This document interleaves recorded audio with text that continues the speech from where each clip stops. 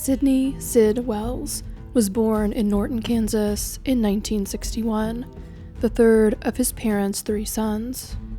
His family moved around due to his father's career with the Navy, but Sid always had a lot of friends wherever they lived.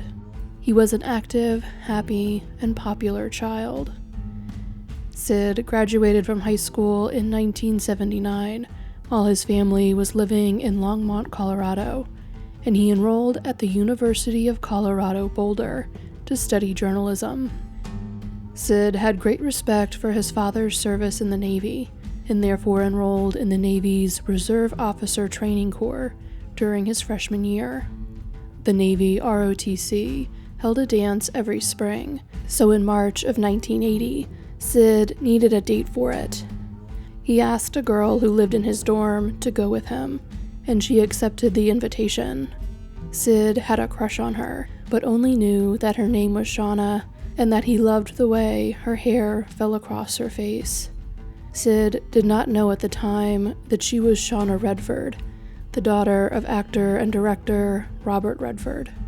The date at the dance turned into a relationship that lasted through Sid and Shauna's sophomore and junior years of college. Sid and Shauna were inseparable. Sid was welcomed by Shauna's family, and he was regularly invited on family trips.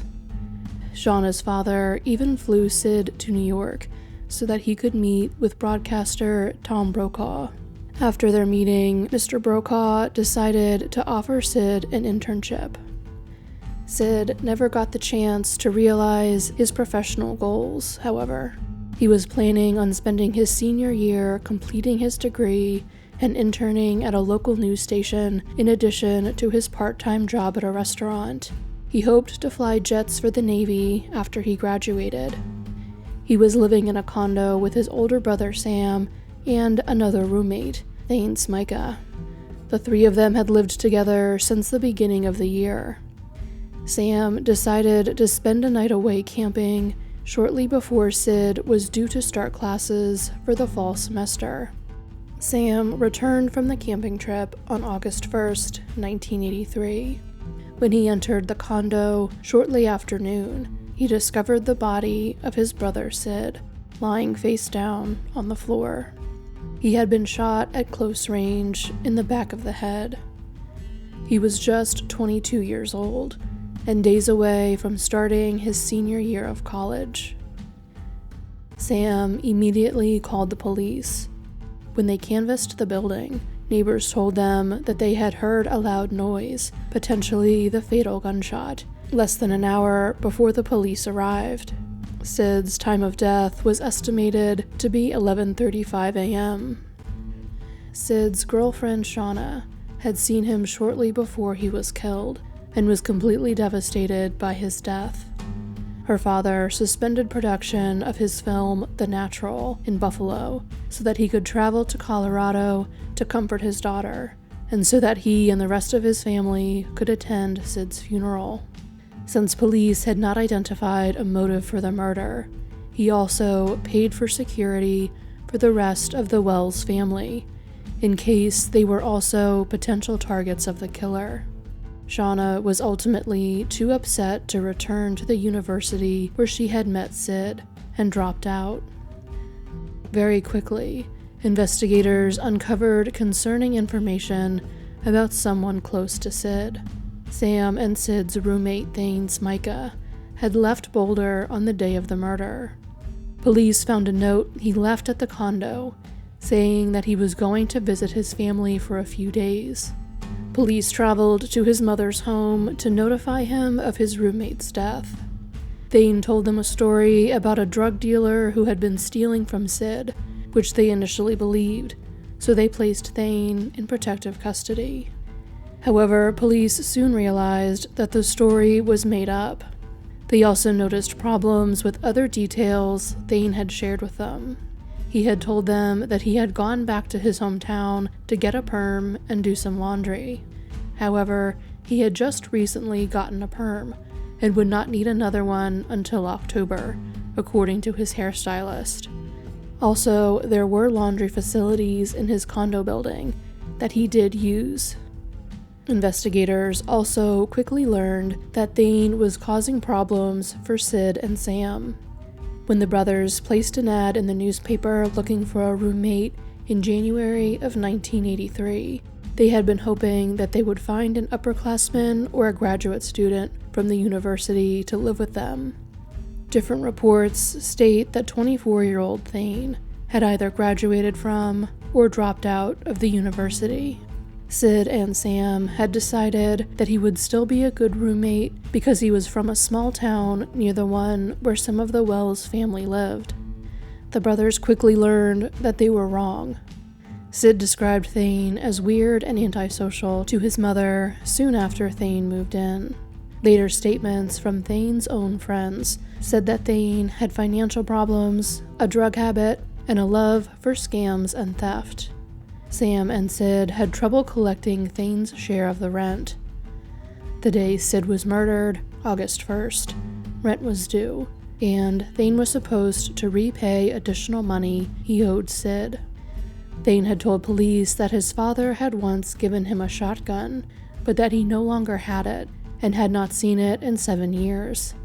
However, when police searched the room he stayed in at his mother's house 2 days after the murder, they found a Montgomery Ward brand 20-gauge shotgun. Sid had been killed with a 20-gauge shotgun. According to Smika's sister, the gun had not been there when the room had recently been cleaned. Another resident of the condominium complex told police that they had seen Thayne carrying a 28-inch tall trash can from the parking lot into the building around 6:30 a.m. on the day Sid was killed. He was carrying it with both hands, as if it were very heavy. She had been surprised to see this, because Thayne and his roommates were known to be rather messy.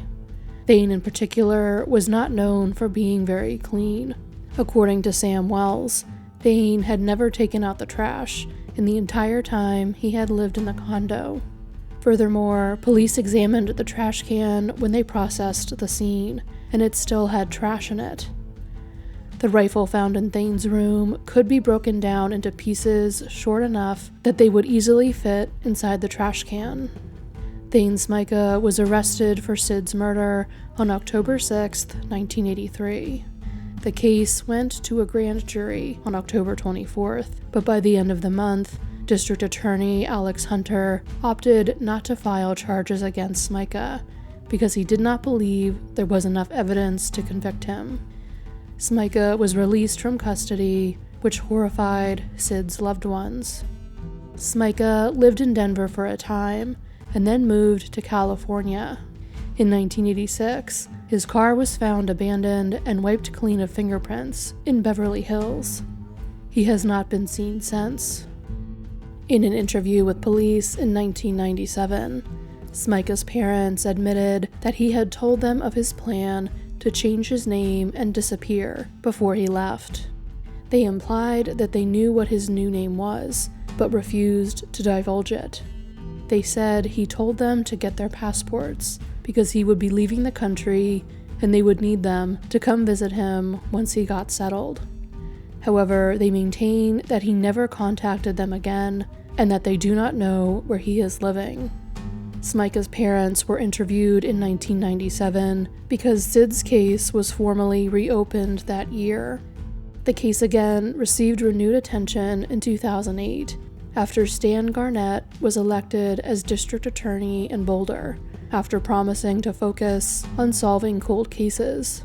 The Boulder police began working with the FBI to examine all of the evidence in Sid's case, which was still preserved.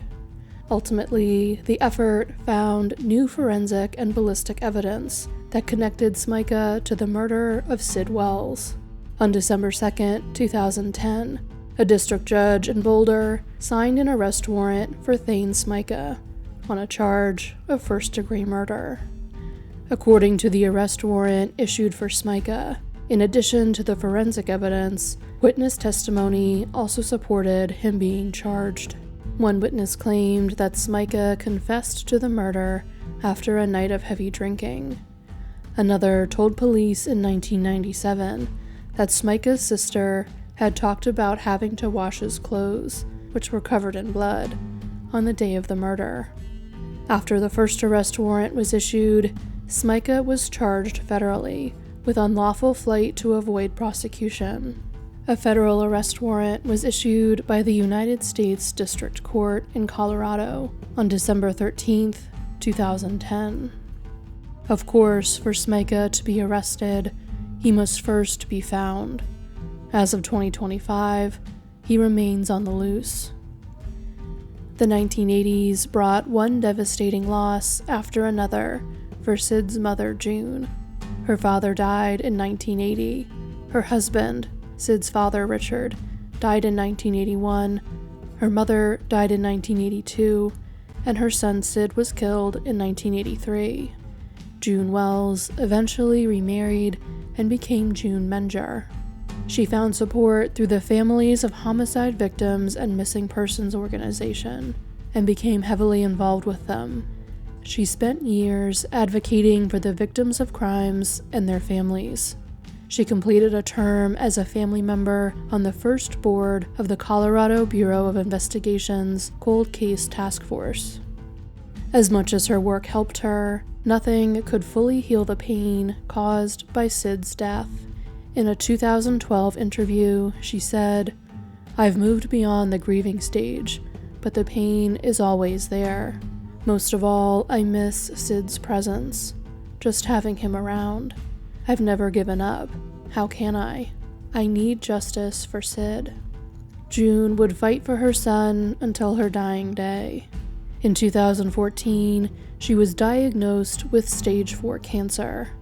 Even in the final weeks of her life, she was giving interviews in hopes of bringing attention to her son's case, and in turn, hopefully finding witnesses who could help lead police to Smika so that he could finally be arrested. In August of 2014, she said, "I don't know that I'll live long enough to see a resolution in this case, but I would hope that I can, and I've never given up hope." Unfortunately, June never got to see her son's alleged killer captured. She passed away on September 20th, 2014, at the age of 75. Sid's girlfriend at the time of his death, Shauna Redford, was very special to June. When June was too distraught to get out of bed following Sid's murder, Shauna climbed into the bed and cried with her. Shauna went on to become a painter. She married journalist Eric Schlosser and had 2 children. She and June remained close, and June considered Shauna to be her daughter-in-law. Shauna and her famous father brought a lot of national attention to Sid's case, which June had some mixed feelings about. In a 2012 interview, she stated that at first, she feared Sid's case was being overshadowed by the Redford connection. However, she said, "I finally realized that I need the Redford connection to keep the case open." Sid's case remained important to both Shauna and her father. In 2010, after the arrest warrant for Smika was issued, Robert Redford called Boulder District Attorney Stan Garnett to thank him, his office, and the Boulder Police Department for their ongoing work on the case. According to Mr. Garnett, it sounded as though the actor was still interested in the case, not only because of the effect it had on his daughter, but because he genuinely cared for Sid. Robert Redford passed away on September 16, 2025, at the age of 89. Sid's brother Robert expressed his deep appreciation for everything he had done for the Wells family over the years. His death also brought renewed attention to the memory of Sid Wells and the effort to locate and arrest Thayne Smika for his murder. The day after Robert Redford's death, on September 17, 2025, the FBI field office in Denver shared a wanted poster for Thayne Smika and highlighted the reward of up to $10,000 being offered for information that leads to his arrest and conviction.